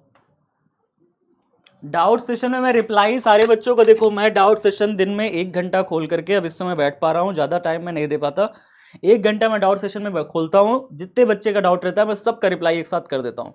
फिर भी किसी बच्चों का डाउट बचा है तो मुझे बता दिया करो। मैं कम डाउट सेक्शन अब खुद ही पढ़ लेता हूँ, रुको अब डाउट पढ़ रहा हूँ, बहुत बड़ा क्लास।